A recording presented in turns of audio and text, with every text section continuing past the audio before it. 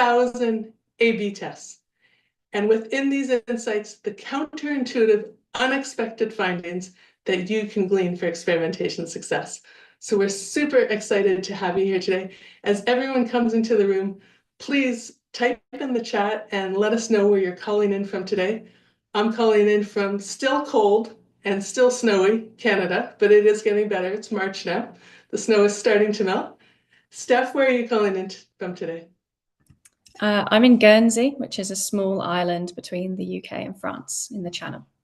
That sounds nice. Probably much warmer too. And how about you, Stephen? Well, I'm in the UK as well. I'm in Oxford. Okay. And audience, let us know where you're calling in from today. I see greetings from Denmark. Hello. Welcome from Denmark. It's great to have you here today. And we have people from all over the world. I am seeing only one message so far, but I know there's already 50 of you. Hello from Calgary, Canada. That's my hometown, Mark. So hello to you. Hello from Toronto, another Canadian represent. Berlin, Germany, London, Egypt, London. Okay, it's coming in so fast now I can't even see it. Montreal, bonjour. Italy, ciao. Okay, we have truly a worldwide representation. Brazil, Czech Republic, everywhere. Dallas, Fort Worth, Texas. Amazing. Welcome to you all. We're super excited to have you. And as I said, we're talking about 20,000 A/B test insights. Now, today we have a very actionable, hands-on, tangible presentation for you. Steph and Stephen have put together amazing slides that are going to help you uncover and immediately implement the best ways to A/B test. You're going to learn counterintuitive findings from over 20,000 A/B tests that Steph and Stephen and their team at Conversion have run, and you'll be able to apply these insights to optimize your own experimentation success. And you'll get prompts for coming up with great test ideas to truly move the needle. So before we get into that, I want to introduce you to your two panelists, Stephen Pavlovich, the founder and CEO of Conversion, which is the world's largest experimentation industry. Now, Stephen and his team, not surprisingly, work with some of the biggest brands in the world, like Microsoft, Whirlpool, The Times, and HP. And they help these teams launch high-velocity experimentation programs and get big wins, which he's going to be sharing with you today. Stephen has over 15 years of experience in the space, definitely a veteran, almost as much of a dinosaur as me, Stephen. And he's become, not surprisingly, one of the best, most respected voices in business experimentation.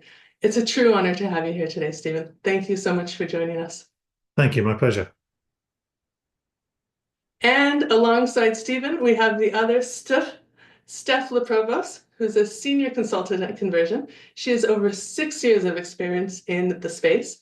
And in the last 2 years alone, Steph has wholeheartedly contributed to those 20,000 A/B tests, running more than 350 of them herself for big name brands like G-Star Raw and Prolago. Steph, you hold 2 Experimentation Elite Awards. Congratulations on those.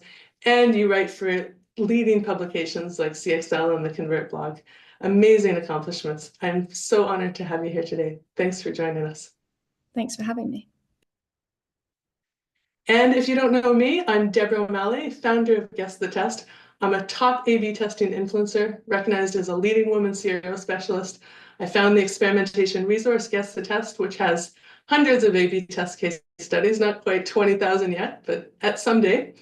I run the award-winning optimization agency Convert Experts, where I help clients test and optimize their sites. And I also teach. I'm a teacher at Queen's University, the prestigious business school in Canada, and I have 6 peer-reviewed journal articles. And I just released a course on LinkedIn Learning that everyone should take.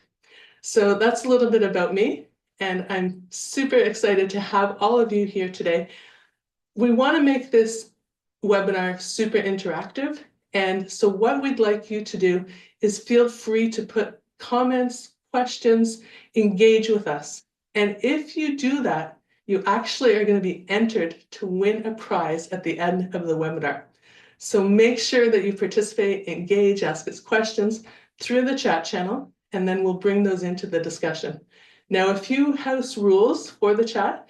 You're more than welcome to ask questions. You can introduce yourself, but please don't use the chat channel as a way to promote yourself or your own products or services. And be nice, don't say anything mean or deprecating, and have fun. If you can follow all those rules, you'll be well suited to be entered into the draw for some amazing prizes, which we're going to release at the end of the webinar.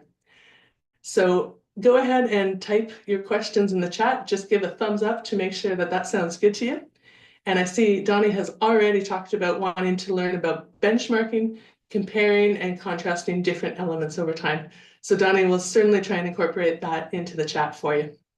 Now, Steph, I want to start with you and ask you a pretty simple but complicated question at the same time, which is, why should we even store experimentation data?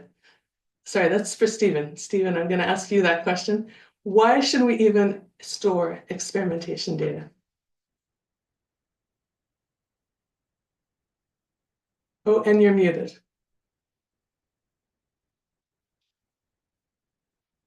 I'm going to ask to unmute you. There we go.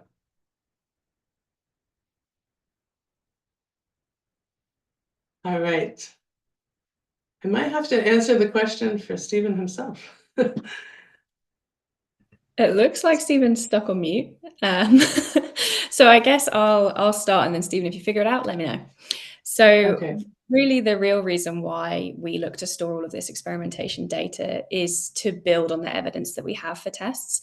So you can see here from the kind of table on the right-hand side that different levels of evidence have a different quality, and they also have a different risk of bias. So right at the bottom there, you've got editorials and expert opinion, and they have a very kind of low quality of evidence, and they also have quite a high risk of bias. But as you move up, essentially, we get to A/B tests, randomized controlled trials. And we all know, and we probably all believe, that A/B tests have the lowest risk of bias and they have the highest quality of evidence, meaning we can trust them and that insight can help inform experimentation. But if you go to the next slide, we have the meta-analysis of A/B tests as the highest piece of evidence that we can possibly have. So essentially what I mean by that is taking all of your randomized controlled trials, all of your A/B tests, storing them in the way that we're doing and perhaps other people are doing, and looking for trends, looking for patterns, and looking for statistical evidence to understand which sort of trends are coming out and how those trends can inform your strategy over time and change the way that you look at tests. I'm going to see Stephen is off mute now, so I'm going to let him carry on from here. Thank you, Steph. Sorry about that. As soon as you gave me the ability to control the slides, the Zoom toolbar disappeared. And fun fact for the future, if you need it to come back, make it full screen and it will reappear. Steph, hugely embarrassing. What a way to start, but there we go. So exactly as Steph says, we know that if we can look at multiple A/B tests, then we can infer from that patterns not only about one particular business, one particular website, but we can also drive an understanding of what do human beings in general respond best to and how does that change over time. So we had this vision that the more data we can gather, the more accurate we can be in terms of driving that understanding. So let me see if I can still control the slides. Maybe not. Try now? No, Okay. no. There we go. Thank you. So that's why we started, when was this? About 7 or 8 years ago now, I think. We started to store every experiment that we've ever run. And we didn't just store, what did we test and what was the result? But also, I'm so sorry, on the next slide, we also added to that like a meta tag framework. So we didn't just say what the test was, what the result was, but we also tagged it according to things like the lever. So what is the core principle that we were changing in a particular experiment? And what industry is the website in? Is it e-commerce or travel or B2B? And as you can see from these other boxes on the right-hand side, we tagged it according to multiple different variables so that we could really drill down into an understanding to see exactly what were we changing and why, and then what effect was that having. So Okay. over time, I know people are asking this question in their minds at the very least. What platform did you use to track all these tests, and what was the process like to actually get all these tests into some kind of tracking software? Good question. So we built this on Airtable originally, which is very good as a way of essentially creating a database and then having the ability to query that and to produce different reports and so on. In terms of how we did it initially, it was a massive pain in the ass because obviously uh, conversion as a business, Conversion.com is going to be 18 years old on Friday. So we had Happy birthday. obviously, thank you. So the number of experiments that we do is obviously increasing every single year. But even when we started doing this, we had quite a big kind of history of experiments that we wanted to go through and filter out. I'm embarrassed and pleased at the same time to say that our approach to statistical analysis has improved over time. So we wanted to kind of filter out ones that were maybe not quite as robust as they should have been. But what it's allowed us to do is to kind of build up that database over time. And building a database like this is kind of like planting a tree. The best time to do it is 20 years ago, and the second best time is today. So it's one of these things that people can get started on and start to realize the benefits of this. That makes a lot of sense. Rob's wondering about tagging and if it got more advanced over time or if you've added new tags that didn't exist like 7 years ago. Yeah, 100%. We have definitely developed the tags. I mean, you have to do it kind of within reason. The longer you leave it, the harder it becomes to add a new tag, because you obviously have to go back and doing it today means you have to go back on several years worth of experiment data. So there's a lot to run through. So we have to be very careful about that and make sure that the juice is worth the squeeze. Really have a forward-thinking approach in terms of what the future is going to hold. And Tina is wondering, any reusable learnings on tagging, level of abstraction, that kind of thing? I'm so sorry. Could you say that again? Sorry, I'm just going to go back to the comment. Any reusable learnings on tagging on things like level of abstraction or things like that? Yeah, for sure. I mean, I think what we try to do is something like the key principle and one of the kind of driving forces behind the lever framework, which we talk about a lot, is that there has to be consistent quality in the data. In other words, if two people could be tagging up the same experiment and they have to both tag it in exactly the same way, because if they don't, if there's a difference in how they define a lever, what's the core principle behind the experiment or the part of the website that they were focused on or the industry and so on. If they're doing that differently, then you're going to get kind of fairly lousy data as a result. So I think the main thing that we would take from that is to ensure that there's kind of consistent, robust standards on that, and ideally to automate as much as possible of that. Today we've got far greater ability to use AI to inform how we do a lot of this than we would have done 5+ years ago. So that's made a massive difference. That makes a lot of sense. Craig is wondering, how do you ensure that the test findings from, let's say, 7 years ago are still relevant in today's profile where user behavior has adapted and maybe something that worked back then, like an overlay, just isn't nearly adaptive now? Yeah, it's entirely fair. I mean, we use this to inform our prioritization, and one of the most interesting things, which we didn't actually include in this presentation, but we're going to include it now. One of the most interesting things that we can determine is how do we see certain principles or creative or functionality changing in its impact over time. So if we go back 2 or 3 years, we can see that every experiment that we ran where we leveraged something like Trustpilot, for example, where we're talking about third-party review platform and we're exposing that data to the customer, we're rated 4.5 out of 5 stars or whatever. Go back 2 or 3 years, and that was super impactful. We could see that reflected in the experiment data. If we look at that data for the last 12 months, for example, it's fallen off a cliff. It's nowhere near as impactful as it once was. So you can start to kind of pick out these broader trends. Absolutely. That makes a lot of sense. I know you have so much more to talk about. I think we could have a whole webinar just on this one slide right here. People are super intrigued, but I know you have a ton more to share with us. So we're going to move on. But at the end, if there's time for questions, we can certainly address more of these Airtable questions and structuring it. Tell us more about your framework and how you see that playing out.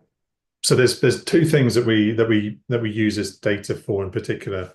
One of them, which we're not talking about today, is how we use it to inform prioritization. So this is literally the only slide that kind of talks to this. But what we've done is we take all of the data from those experiments and all of the attributes that we tag them with, and then we put that through a number of different machine learning models and algorithms, and it essentially spits out a confidence score that essentially says how confident are we that this experiment is likely to have a statistically significant positive effect on performance. And that confidence score, it's a percentage. It is not 100% accurate, but what we've seen is that it can significantly improve our win rate. So the percentage of experiments that we run that are successful. So that confidence score obviously improves, the accuracy of that improves over time as we get more and more data and we become more and more accurate. So it gives us a really good head start, when working on a new brand or when looking to uncover new wins. It can really show us where we should be focusing. And the second part of what this data allows us to do is kind of on this fairly haphazard slide. It allows us to really interrogate our experimentation programs. So it allows us to see things like, what happens when we run a losing experiment? What happens to an experimentation program after that? And we can see, which research method is best. Is there a difference between running a test that's just based on gut instinct or one that's based on insight from analytics or insight from usability tests? So we can start to query the data. And because we are obsessive about tracking as much as possible in our programs, we also track things like how long does it take us to build a particular experiment? How complex is it? We track things like where do experiments get stuck in the production flow? Which ones are more likely to get issues in terms of sign off from the client, or if we're working with a client, how can we help them optimize the speed of the whole program itself? Where are we slowing down? But these are the kind of most tangible questions, some of the ones we've got on the screen here. So these are the ones that we're going to be talking through today. But before I do that, three quick, sorry, no, you're good on that disclaimer side. 3 quick disclaimers that I wanted to flag. There's been a nice bit of chat about this on LinkedIn over the last week or so.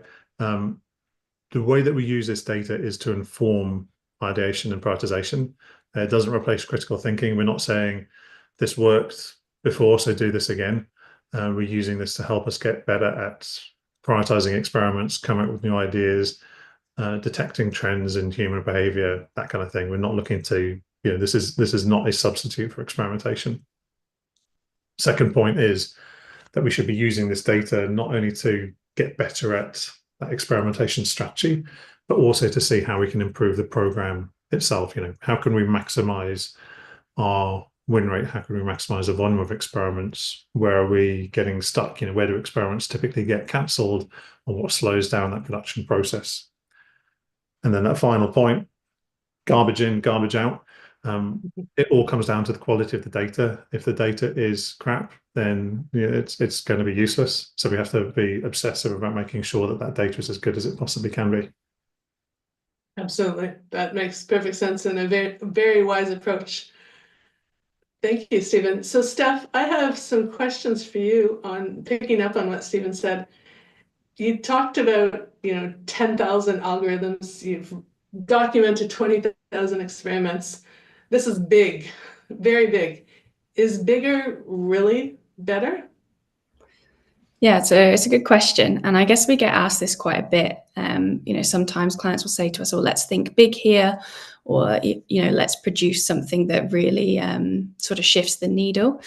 And I guess what it comes down to is, for us, when we're talking about is bigger better, we're talking about build size. So as Stephen mentioned, we measure the amount of time it takes for a developer to build that experiment. And we categorize those by small, medium, and large. And what we've been able to understand over time is that actually build size does not necessarily mean that the bigger it is, the higher the average uplift or the better the win rate.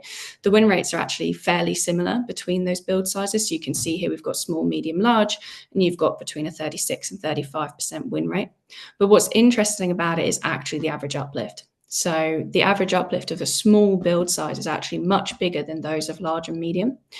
And the reason this matters so much and is actually important for everyone doing experimentation is because we're all really scarce on time and resource, right? We see it across all testing teams. I don't have enough time, I don't have enough people, and I don't have enough money.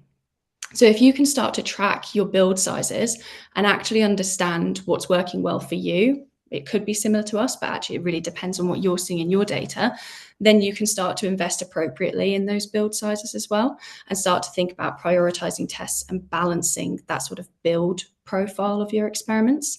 So a lot of the times when people, first start off, they're quite excited and they want to run, big tests, big swings, big builds, and they have a lot of sort of high stake experiments. And although that is often quite exciting and it can be quite impactful, what we see is that actually you should be really looking to balance that, like you see in the bottom there, with more small, medium and larges. So really focusing on the minimum viable experiment, iterative testing, and actually thinking about where you're investing that development resource before you just sort of get overexcited. I think that's a key insight that you're bringing to one of the counterintuitive findings of all your experimentation data, because we do often as experimenters think bigger is better. The longer that it takes, well, probably it's going to work more or really move the needle more.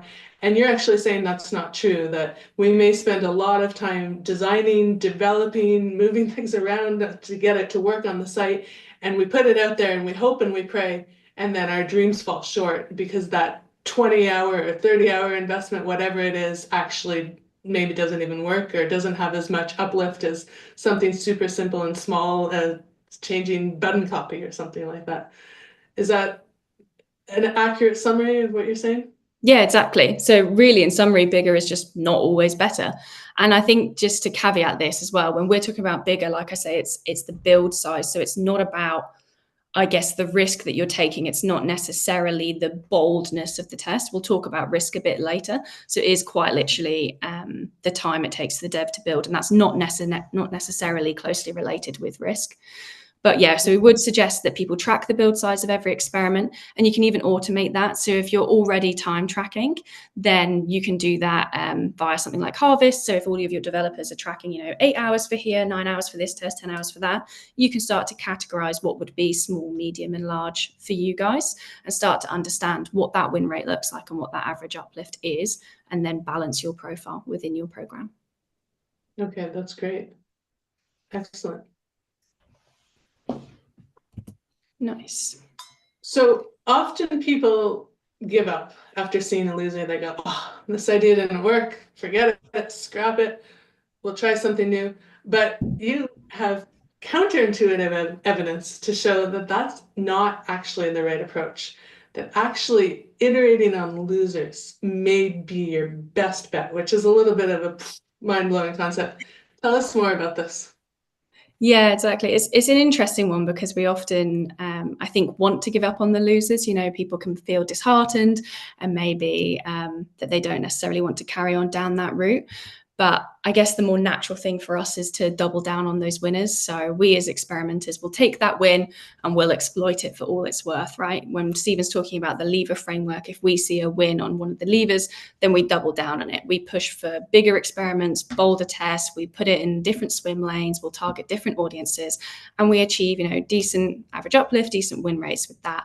So doing that kind of approach where you're really iterating on those winners and making sure that you kind of get everything you can out of that win gives us a 35% win rate on average. That's what we're measuring.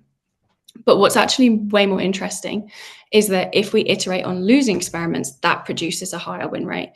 And the reason is because losing tests fundamentally tell us that something is wrong with the website, and they tell us what does not work. So it's very easy for us to then pivot away from what doesn't work and then figure out what does.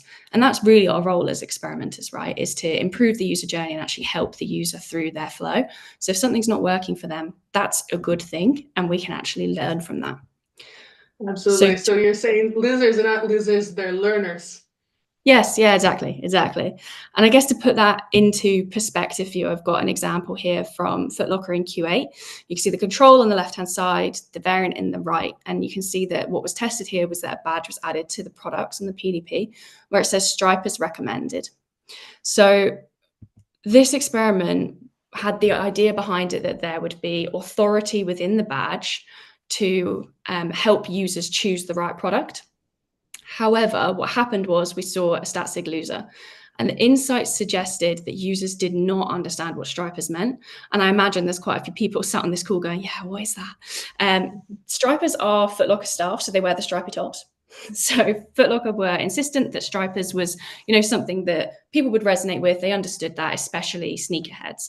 And unfortunately, that did not come true within the test. So to turn that loser into a winner, we replaced Foot Locker. We replaced stripers with Foot Locker. So it now becomes Foot Locker's recommends. And suddenly the authority is there, right? Because people now understand who's recommending it and why they should choose that shoe. So it was quite easy to take that learning in this example and turn it into a winner. Obviously, it's not always as black and white as that when it comes to losers, but it's important to look at the quant data that you've got, and you can also pair that with qual data. So user testing after an experiment, getting feedback after the experiment in 5-second tests, surveys, that kind of thing can really help inform the why, and then you can swap that loser into a winner. Absolutely, that makes a lot of sense. And in this case, know your audience and speak their language and be black and white about it, as you said. And Craig is saying that losing tests aren't losers, they're saviors, because you saved implementing it and maintaining it for the next 3 years. So maybe we should be changing the lingo and the terminology in the industry from losers to saviors. Yeah, exactly. It's a really good way of looking at it. And you can also look at it as how much money you've saved as well. So if you're looking at an ROI goal and seeing how many pounds the winners are racking up, you can also sort of add up how many pounds the losers are saving you from spending if you were to roll it out instead of experiment. Absolutely. A good way to look at it. Ooh, sorry. So in summary, I guess in that space, don't give up on the losers. Make sure that you are learning from them and iterating. And the only way a losing test is a true loser is if you fail to learn from it. So as experimenters, we should be always learning and making sure that we put that into our tests. That's wise advice, very sage advice. Thank you, Steph. All right, so Stephen, I want to go back to you, and you're going to now pick up on what Steph told us. And I want to ask you about all that data that we collect. So we think that every test should be supported by data. You certainly have a lot of data in your large repository of tests that we looked at earlier, but not all data is equal. Some data can be more informed, some data can help get you more to where you're trying to go. Do different data sources hold more weight, in your opinion? Yeah, 100%. So this is what we see with the data that we see from the repository. So what we've done here is we've plotted out what is the main methodology that supports each A/B test, and then what is the win rate of those methodologies. So you can see that on the left-hand side, A/B tests. So when an A/B test informs another A/B test, we have typically the highest win rate. But they're all broadly between 30 to 40%. Interestingly, we see, where was it, the fourth one, heuristic analysis. Heuristic analysis, for people who aren't necessarily familiar with the term, is kind of like best guess or expert analysis, but calling it heuristics just sounds fancier. But we kind of learned this the hard way. We learned that running using experiments to inform other experiments is often one of the best ways of driving that success, and that's exactly what Steph was talking about in that last example from Foot Locker. So that's one of the reasons why we talk about this minimum viable experiment approach. It ties in with the first point that Steph made in terms of the build size. There's just as much value typically in running smaller experiments as there is in bigger, and often we can run, if you could run 3 big experiments or 15 small ones, we would almost always recommend running the smaller ones as long as they're proper, meaningful tests, because you can test multiple different levers. And that's what this slide is illustrating. When you run multiple different tests, you can see what works and what doesn't work. And when you see something working, you iterate on it.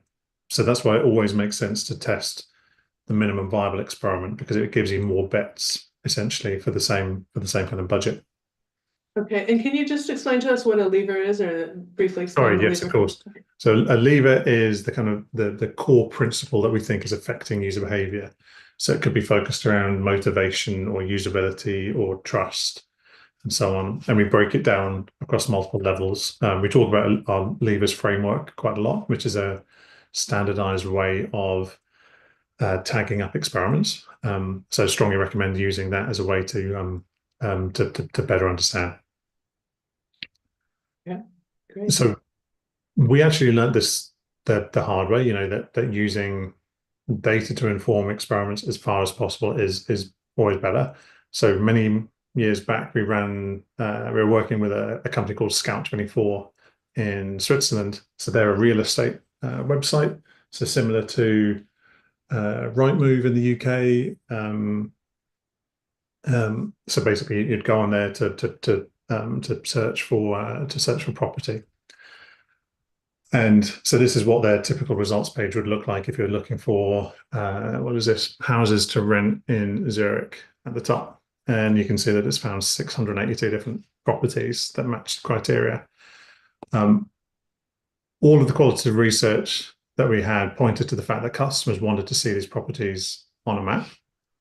So we thought, okay, well, we've got all this data that suggests that we should be doing this. Let's go ahead and build it. And we didn't build the minimum viable experiment. We didn't do what I said we should do a second ago. We were so enthusiastic about this experiment that we went ahead and built the whole thing. So we built the map view. We scraped all of the address data so that we could plot the properties on the map. We accounted for, if there are two properties at the same address, if it's an apartment building, for example. And we even integrated the filters that you can see on the left-hand side so customers can still narrow down their search based on price and number of bedrooms and square meters and so on. So we did all of that work to see, is this, what kind of difference is this going to make? And then we saw that there was a small problem, which is that Swiss people evidently don't like maps because there was no significant effect from the variation. So we spent all this time and effort building this experiment only to see it not working out. I can imagine that must be just crushing. You put in all these resources, all these design resources, and it doesn't even work. The plus side was that we were testing this client side in Optimizely, and it took about 20% of the time for us to build it than it would have done for the client to build out this functionality permanently. It was far quicker for us to kind of spin this up and test it out. So we ended up saving the client a lot of time and effort. But you're absolutely right. It was super frustrating that we were so confident that this was going to be a surefire winner that we kind of skipped all the way to the end, as opposed to building out that minimum viable experiment and seeing, if we had, you see at the top of the screen here on the left-hand side where it's got Ansicht, and then you've got two radio buttons, one for list, one for gallery. If we had a third option that was, you've got list view, you've got gallery view. What if we added one that said map view? And as you can see on the right-hand side, we've got Karte neu. So if we added that, we could see, let's default to the list view. But if we just added that radio button as a smoke test, will people even click on it? Is it going to be of interest to people? And then just use that just to kind of test, is there that intent before we go out and build the whole thing? Right. So we learned. Right. So this really circles back to what Steph said about you want to not necessarily build this huge build, but really try and do the smaller builds that actually can have more impact. And it also maybe talks about how you said you need to be iterated both on the winnings, but also on the savings. And, with this insight, you could go, okay, well, this doesn't really work with this big change in format or structure. But what if we try this approach instead? Did you do that for this experiment?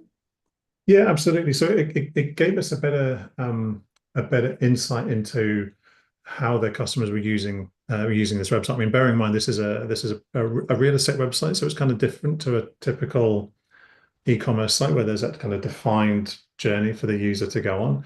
We're having to track multiple different metrics in that may or may not indicate a successful session, if you see what I mean. So we're having to mesh that with the kind of sources of data and then use that to inform the experimentation program. Right. So as Craig said, taking small jumps, it's often better than huge leaps to get to your goal faster. Yes, although I will immediately contradict that in the next point in a few minutes' time. But just to offer, two different points of view. But one more point that I wanted to make on this. So this kind of indicated, it's useful to apply that minimum viable experiment approach. And, as valuable as research is, we shouldn't necessarily rely on that exclusively. We should still, no matter how confident you can be, you should still be applying that experimentation approach. But one of the most interesting things that we saw in the data from our repository of experiments is we looked at what is the success rate of experiments based on those different research methods and what happens when we group them up together. So rather than looking at surveys, usability tests, and so on in isolation, let's group them up and say, let's look at qual versus quant. And if I get them both up on the screen at the same time, you can see that the win rate is broadly consistent between the two. In other words, you've got around a 1 in 3 chance, or rather, at conversion, our data indicates a 1 in 3 chance that experiment is going to be statistically significant with a positive effect. But what's interesting is the average uplift between them. The qual research informed experiments are almost double that uplift of the quant. And if we look at what experiments that are informed by both quant and qual, then the win rate is marginally higher, maybe kind of 10, 15% higher than the qual on its own. But I don't know that that's necessarily statistically significant, that difference. And the average uplift is broadly speaking the same. So what we kind of infer from that is, we should be doing qualitative research on a regular basis. Because if we don't, then we could be halving the impact of the experimentation program. And this is something that we see a lot of people doing. We ask them, when was the last time you ran a usability test? And they say, 2 years ago, or they'll dig out a report that was done in 2019. Here are the personas that we got this consultancy to do for us 3-4 years ago.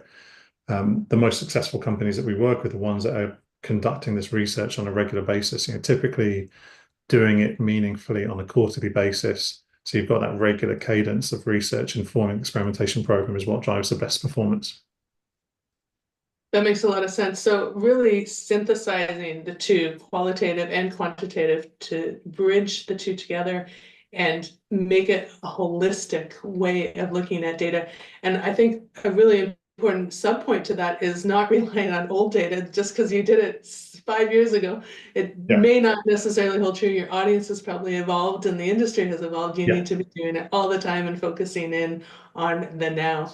So exactly, People can assume, they'll look at analytics, they'll gather some quant data because quant data is typically easier to get, and they'll pat themselves on the back for being data driven. But actually getting out and talking to customers, doing that qualitative research, doing diary studies or customer interviews, or talking to your sales staff who are talking with customers every single day, that is often where we see the real value. That typically gives us the insight that we wouldn't get anywhere else. Makes a lot of sense. I am super conscious of time. I think I might have been rabbiting on a bit, but I will I will jump onto the fourth and final points. Some of them interesting data that we see in the repository as well is kind of focused on this idea of a risk profile. I don't know if it's a concept that you've come across before or seen us talking about. I'd love to hear more. Tell us more about risk profiles. So we like to think about risk profiles kind of similar to what you might think about with an investor would manage their portfolio of stocks. You might have some kind of safe bets, and you might have some higher risk ones that could do amazingly well, or they could tank. But you don't want to have too many of those, but you also don't want to have too many of the safe bets. So you want to have a bit of balance between them. And the reason for that is we think about this idea of the local and the global maxima. And I'm sure many people will have seen this very fuzzy image in the past. The idea is we could be halfway up the local maxima hill and we're constantly making these incremental improvements. We're optimizing based on what we've seen work in the past, and we're taking these small steps up the hill. But actually, there's a big mountain just behind the hill that we could be aiming for instead, which allows us significantly greater potential. And often it's those higher risk experiments that allow us to take those bigger steps forward. And so the way to achieve that is to balance the experimentation portfolio, to think about the risk profile more deliberately. So I'll quickly kind of Setting break your it down sights so you high. can. I'm sorry? Truly setting your sights high, not just getting stuck in kind of the immediate, like sort of localized view, but Yeah. having a more holistic view so that you can get bigger gains out of it. Yeah, for sure. I mean, often I think for us as optimizers, we can be slightly neurotic and we want to kind of prove the value of the work that we're doing. And so we want to show this, the success of the work that we do. So that can lead us to taking safer bets at time, sticking to kind of best practice in inverted commas. Whereas actually some of the most meaningful value that comes from experimentation is being able to take those bigger bets and having experimentation as a safety net. You can try something completely reckless and see, what would happen if we were to do X. And because you're testing it, you know what the impact is, and you can turn it off if it doesn't work. So that's why we talk about these kind of low, medium, and high risk experiments. So on the one hand, you've got low risk, which is typically iterating on previous concepts. A medium risk might be a bit more innovative. You're starting to introduce new ideas, new functionality, new content, new messaging. Apologies if you can hear my dog groaning in the background.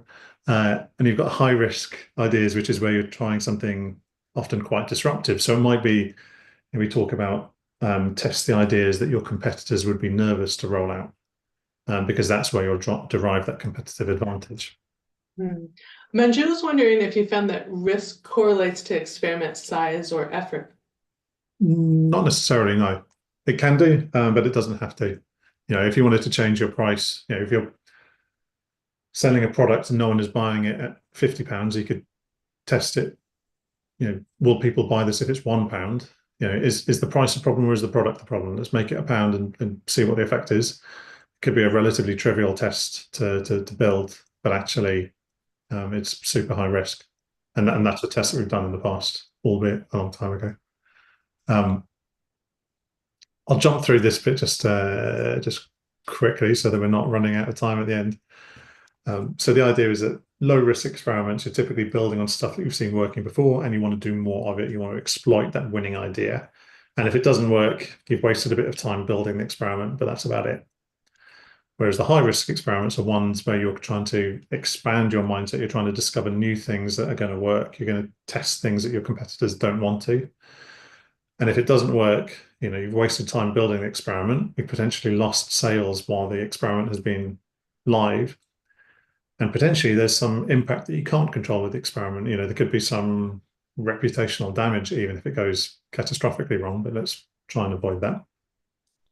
So we've got these three different types of risk: low, medium, and high. And then you can start to kind of plot it out and say, okay, what is the right profile for us in our experimentation program today?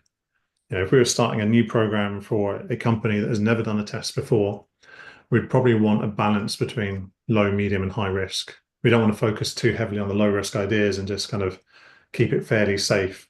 We want to have quite an expansive viewpoint. So you're testing out lots of different ideas rather than just narrowly focusing on one or two. The flip side is if you've got a really mature experimentation program, you might start to notice that win rate is starting to decline or the conclusivity rate is starting to decline. So we might say, okay, now is our time to take some bigger, bolder bets. We've seen stuff that works in the past. How can we spinal tap, dial it up to 11 and really push the boundaries, test the things that we might be uncomfortable doing, but seeing what would the impact of that be if we were to test it. And the reason for all of that is, I think this is the final table of data from the repository, but we see that the win rate of those experiment ideas don't read too much into the kind of marginal differences. Let's call it a win rate of around 30%-ish for a lot of these ideas. The average uplift can vary quite significantly. Again, with those higher risk experiments, there can often be a higher reward, but you have a lower chance of them being successful, of course. It's a really interesting table, and seeing that this is from over 20,000 studies, it's very compelling. I'm wondering how you differentiate high risk from high build or dev time, and what that sort of distinguishment looks like for you. Yeah, for sure. I mean, they can correlate. I think yeah, this next example is one where I can kind of hopefully visualize that a little bit. Um, so this was a few years back. We worked with a SaaS company in the US, not MailChimp, but we've been working with this SaaS company for I think about 4, 5, 6 months at this point, and we'd had a lot of success with experimentation, but we were definitely more towards that low, medium risk level. And one of the pages that we were focusing on most of all was their, let me just jump forward, their pricing page, so which looks kind of like this.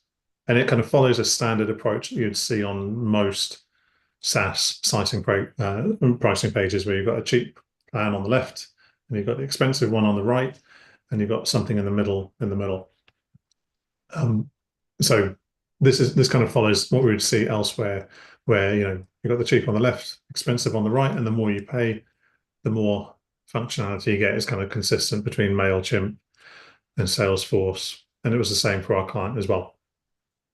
But the problem that we faced was their customers didn't know which plan was going to be right for them. They weren't sure if they needed all of this functionality, or if actually maybe the basic or the free plan would be absolutely fine for them. So they were hesitant to commit to a free trial, to put themselves in one bucket, until they felt more confident in answering that. So we did a lot of kind of low and medium risk testing to help to try and improve that, to try and fix that problem. So we explained, this is what each functionality is. This is how it works. This is how you can use it. We tried to explain our way through it, and it worked to an extent. But then we had a conversation with the client where they said, it actually doesn't matter which of these buttons at the bottom people pick. If you click the orange button or the dark blue button, you're going to get dumped in the same free trial for the most expensive plan. So in other words, you get all of the functionality in that free trial. So we said, why don't we come up with a new pricing structure? So this is obviously high risk to change the pricing structure. But in terms of the functionality, all we had to do was build this new page, build this new table. So we flipped it on its head, where, as you can see on this middle row, where it says all features, it doesn't matter which plan you choose, you get all of the functionality included. So you don't have to make that decision anymore. Instead, the only decision you have to make is how many users or videos, in this case, did you want to host with this platform? So it flipped it from being a question that people couldn't answer to being one that they could. And this 2x'd the revenue from new customers overnight. This one experiment, and this was absolutely a high-risk experiment. Completely changing the pricing model is not something that they would necessarily expect to do in a typical A/B testing program. But it was relatively simple to build, albeit the sign-off and the compliance and so on was significantly more complex. So that's the main reason why we kind of encourage people to think about this idea of a risk portfolio, because those higher risk ideas can have a lower win rate, but they're normally the things that drive that competitive advantage. You're testing things that are very different to your competitors because you're using experimentation to manage that risk. Interesting. So in addition to keeping your repository of tests that track dev resources or build, you also want to be tracking it by risk level as well, and making sure that that risk level matches the reward level or the expected reward that you can expect to see. Yeah, exactly so. That's great. That's a super important insight. And I think when you combine the idea of the dev and the risk together, you can really synthesize something to get powerful results. When you bring that in with iterating on both winnings and losings, then you can drive even more learnings and wins from it. Tamina's asking, are there learnings to be shared around types of levers that can have the most impact at the start? For example, trust, UX, that kind of thing.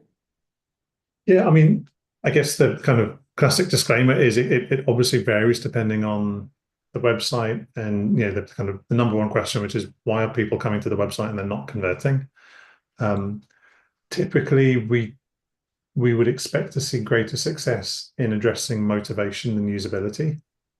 But that obviously relies on, is motivation something that is stopping people from converting today? If you're if you've got a known product and a trustworthy, a familiar, a recognized brand, then maybe motivation is less of an opportunity, and you have to focus more on usability. But for businesses where motivation can be a question, people are less familiar with the product or the industry, or they haven't heard of the brand before, then a lot of the times we would expect to see a significantly better performance by addressing that motivation point. That makes sense. Matt has a question, and to ask it, I'm just going to jump to one of the earlier slides that you showed us with this framework here. He's wondering if you have a similar framework for links and logs of the data from qualitative and quantitative points of view, or synthesizing those points of view. I'm sorry, I'm not sure I've followed on this, Steph. I don't know if you had a chance to read that question already. Yeah, I've gone back in the chat a little bit on this. So essentially, whenever we do a piece of research, we will log all of the insights and observations that come from that. And we have a very similar tagging system. So an observation is the facts, it's the truth that happens. It might be a direct user quote, might be something directly out of analytics, exactly a response from a survey. Those 3 observations might build an insight for me. So I then understand a little bit more about the user, and that insight is essentially either the problem we're trying to solve or the motivation that we're doubling down on. Those insights are tagged by barrier, motivation, or neutral as well. And then we also apply a lever at that point too. So what lever is at play? And that can be really valuable because early on, you're able to gather in all of your research, tag it up in that way, and then you're able to see, okay, all of my barriers actually lie under usability. 20% of my motivators lie under trust, and you can then start to address those things specifically. And to the other question, it means that you can understand what levers are in play quite early on and actually pivot your experiment program to suit that. Does that answer the question? I'll let Matt answer that. This framework that you've developed, you've refined it over time. You've had many years of experience developing it, making it optimized.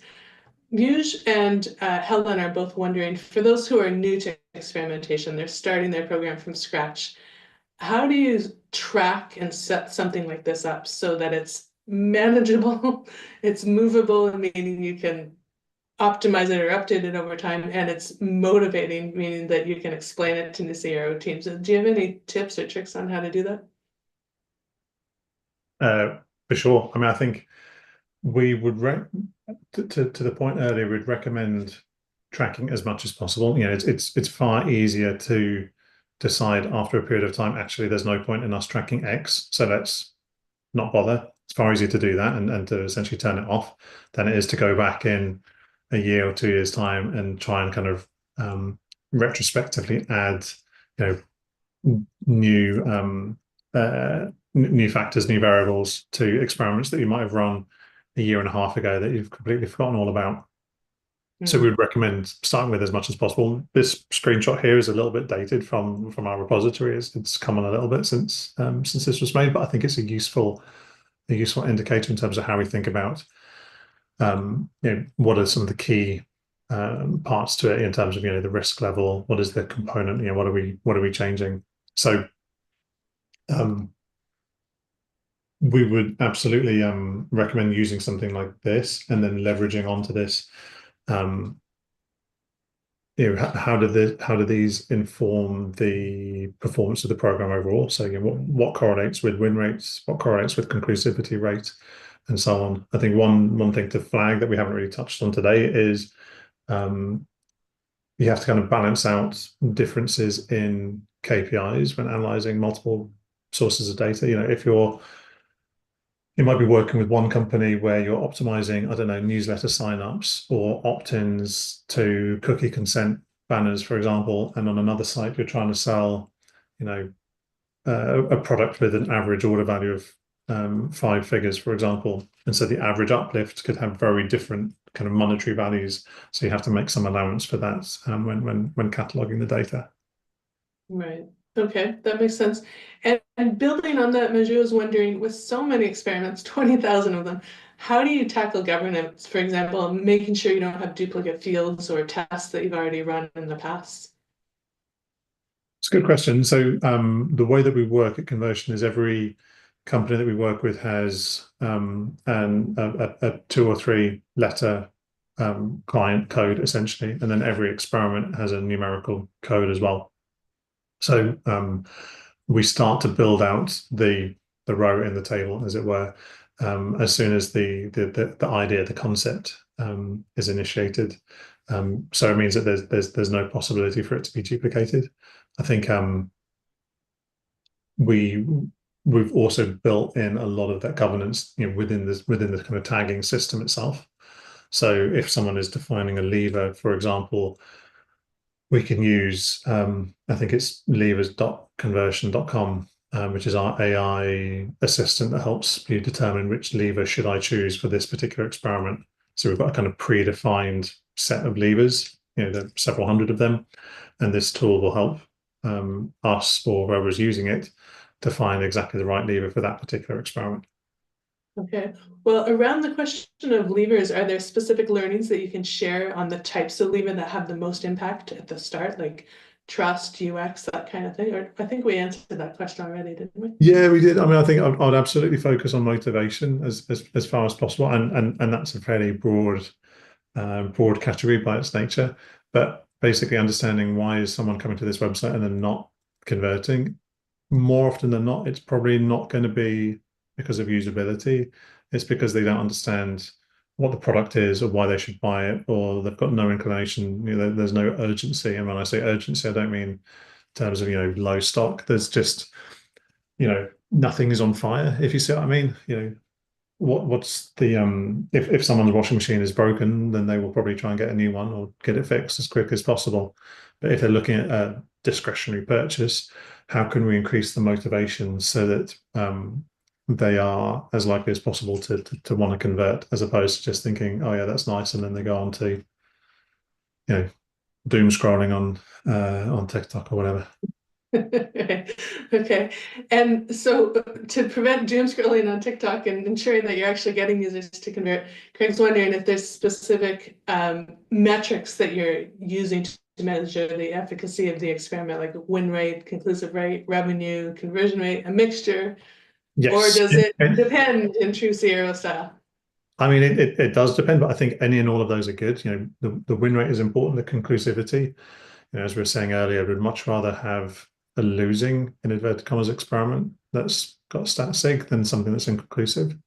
The one that I would also add into this as well is possibly the time to live. How quickly can we go from concept to launch, or from a design to launch, for example? Measuring that can really help give it's kind of good barometer for the health of an experimentation program. If things are getting kind of slowed down in a lot of bureaucracy and sign off, then it indicates that there's a kind of broader issue with culture or understanding that needs to be addressed to really open up that experimentation program. So that's one of the key ones that I'd add in. That's an interesting addition. And we can't have a talk about experimentation these days without AI. So Stu is wondering, does AI, or are you using any AI tools that allow for that more out-of-box thinking rather than just relying on your archive? It's a good question. I mean, I think it kind of goes back to that initial disclaimer, like this is not a replacement for good critical strategic thinking. The prioritization tool, Confidence AI, is there to serve a purpose, which is how can we prioritize a backlog of experiments, but it can also help us understand what are the levers that we should focus on. In terms of out-of-the-box thinking, that typically comes from a smart consultant who's got a lot of this data and insight to hand, who can then say, okay, we've seen this one lever is working brilliantly for this client. Every test we run is successful for them. How can we multiply that by a factor of 100? What is the one thing that we could do to double this client's conversion rate based on this one lever? That's how we kind of came up with the idea for one client years ago. An online pharmacy that had a high street presence. We saw that every test around shipping or delivery, whether it be the speed of shipping or the privacy of the actual package that it comes in, or the costs and so on, all of that was successful. So we then tested, okay, what happens if we can test same day in-store collection? So quite a bold, to the point earlier about high-risk ideas, quite a high-risk idea, but it's one that leveraged their several hundred high street stores. And so we ran that as a smoke test, and it was hugely successful. And then they rolled out this as a new product offering.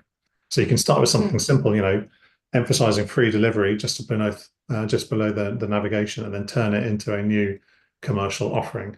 So we're not using the AI itself to generate the ideas, but rather we're kind of using that to inform our understanding. So it's the kind of the balance between the human and the AI. Okay, and do you see yourself using AI for potential next tests or iteration ideas, or are you still using the human approach at this point? Almost certainly in the future we will. I don't think that we're quite ready to do that yet, but almost certainly in the future, yes. Well, that's good. That means that all us experimenters still have jobs. We still have No. the Midas touch as humans. Our brain power still understands users better than computers do at this point anyway. So, Stephen, this has been really fascinating. You've shared so many valuable insights with us. I think you've opened my mind on how to really look at experimentation from a different perspective and not just think about wins versus losses, but about the build time, the development, the risk level, and iterate on both of those to really truly optimize the experience.